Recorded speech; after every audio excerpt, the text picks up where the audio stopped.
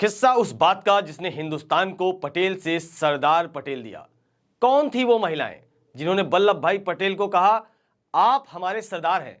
वो सरदार जिसने आजादी के बाद 550 से ज्यादा रियासतों को भारत में विलय करवाया। आज के सियासी वृतांत में किस्सा पटेल का सरदार पटेल बनने का। नमस्कार, मेरा नाम आनंद मिश्रा है और आप देख रहे हैं न्यूज़ीफाई।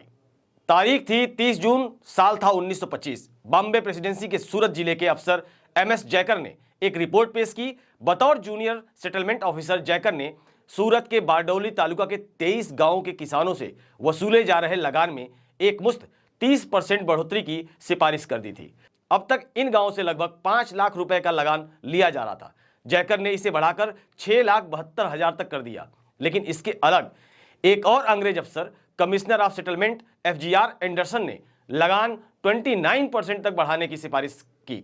इस बहस के बीच बॉम्बे प्रेसिडेंसी ने 19 जुलाई 1927 को पूरे सूरत तालुका के लिए लगान की दर में 21% बढ़ोतरी का हुक्म दे दिया। वसूली भी उसी साल शुरू करने का फरमान जारी कर दिया। कई संगठनों ने बार बार विनती की, लेकिन कांग्रेस ने भी एक रिपोर्ट तैयार करके बताया किसान यह बोझ सह नहीं पाएंगे। अंग्रेज फिर भी नहीं माने तो किसान महात्मा गांधी के पास पहुंचे। महात्मा गांधी 1922 में असहयोग आंदोलन वापस लेने के बाद से काफी निराश थे। ऐसे में वो कोई और आंदोलन नहीं करना चाहते थे, लेकिन फिर भी उन्होंने बोला कि मेरा एक दोस्त है, अहमदाबाद में प्रैक्टिस करता है, वकील है, काफी होशियार भी है, आपके पास वही आएगा। तो ऐसे में किसान वल्लभ भाई पटेल के पास पहुंचे। पटेल बोले आखिरी बार सोच लो, नाकाम रहे तो कई साल खड़े नहीं हो सकोगे। किसानों ने हामी भरी और फिर 4 फरवरी 1928 को पटेल ने बारडोली में सत्याग्रह शुरू कर दिया। अब अगले ही दिन यानी 5 फरवरी को बढ़ा हुआ लगान चुकाने की तारीख थी। पटेल ने सत्याग्रह की प्लानिंग के लिए रखी पहली बैठक ही रद्द कर दी। वे बोले महिलाओं के बिना घर नहीं चल पाता और तुम लोग इतना बड़ा सत्याग्रह चलाने का सोच रहे हो।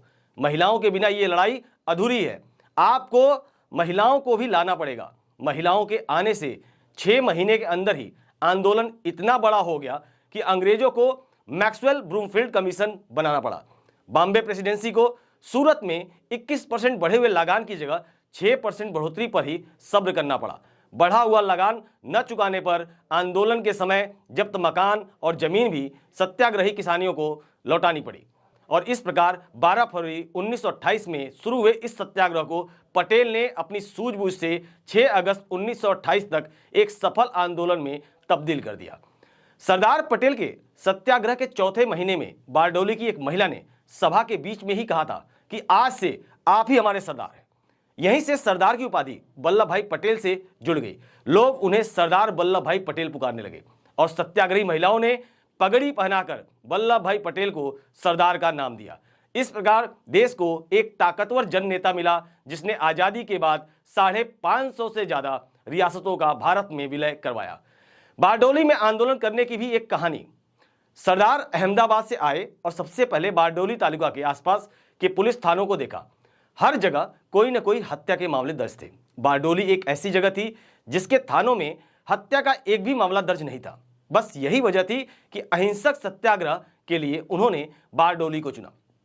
पटेल ने बारडोली के आसपास के गांव में सत्याग्रह शिविर भी लगाए, लेकिन सभी शिविरों का मुख्यालय बारडोली का स्वराज आश्रम ही था। यहां रोज सभाएं होती थी। वल्लभ भाई ने यहीं सत्याग्रह की और हर नीति तैयार की थी। पटेल ऐसे ही सरदार नहीं बने। किसानों का आंदोलन करने के लिए उन्होंने खुद को किसान बना लिया। पटेल बड़े वकील तो थे ही, लेकिन उससे भी बेहतर नेता थे। आंदोलन के लिए उन्होंने किसानों की तरह ही कपड़े पहनने शुरू कर दिए। उन्होंने कार की जगह मोटरसाइकिल चुनी ताकि ज्यादा से ज्यादा गांव तक कम टाइम में पहुंच सकें। वे छोटी छोटी नावों से नदी पार करते और जरूरत पड़ने पर बैलगाड़ियों से भी सफर किया करते थे। इस आंदोलन के कई किस्से हैं। बताते हैं, जब जमीन जब्त करने के लिए सरकारी टीम पहुंचती तो किसान जंगल में भाग जाते थे और ऐसे में गांव में लोगों के न रहने पर टीम बिना कार्रवाई किए ही लौट जाती थी। इसी सत्याग्रह से बारडोला इज इंडिया का नारा इंग्लैंड तक पहुंचा था कि सरदार पटेल नारी शक्ति को बखूबी पहचानते थे। अंग्रेज महिलाओं के खिलाफ हिंसक कार्रवाई नहीं कर सकते थे। इसलिए सरदार ने सत्याग्रह में महिलाओं को जोड़ा। धीरे धीरे लोगों के मन से डर दूर होता गया और उन्होंने अंग्रेजों के खिलाफ शांतिपूर्ण तरीके से कामयाब लड़ाइयां लड़ी। अंग्रेज हिंदुस्तान की जनता पर जुल्म करने का कोई भी अवसर नहीं छोड़ते थे। लेकिन यही नहीं, अंग्रेज सरकार में बैठे हिंदुस्तानी अफसर भी समय समय पर अंग्रेजों को खुश करने के लिए जनता पर अजीब अजीब कानून बनाकर थोपते रहते थे। ऐसी ही कहानी लगान बढ़ाने की सिफारिश करने वाले पीसीएस अफसर एमएस जयकर की भी थी, जब उन्होंने बारडोली के किसानों पर 29% तक लगान बढ़ाने की सिफारिश कर दी थी। उसके उन्होंने 6 कारण गिनाए कि 1896 में ताप्ती नदी की घाटी में रेलवे लाइन बिछाने और बारडोली सुपा रोड बनाने से इलाकों में पशुओं और बैलगाड़ियों की संख्या बढ़ गई है। गांव वाले बाहर से चावल और रिफाइंड समेत शक्कर इस्तेमाल करने लगे हैं। 23 गांवों में पक्के घरों की संख्या बढ़ गई है, यानी किसान पहले से ज्यादा खुशहाल हो गए हैं। 23 गांवों की आबादी भी बढ़ी है, यानी लोगों के पास पर्याप्त संसाधन है। इलाके के बाजार में उपज और गांवों में जमीन की कीमत भी बढ़ चुकी है। इलाके में रहने वाले काली पराज समुदाय के हालात भी बेहतर हुए हैं। काली पराज यानी सांवली त्वचा वाले ज्यादातर लोग भूमिहीन और बंधुआ मजदूर थे और कर्ज में फंसे हुए थे। इन 6 सवालों का जवाब भी किसानों ने 6 उत्तरों में दिया। उन्होंने कहा था, रेल और रोड से मिले लाभ के बदले बारडोली पहले ही बहुत टैक्स दे चुका है।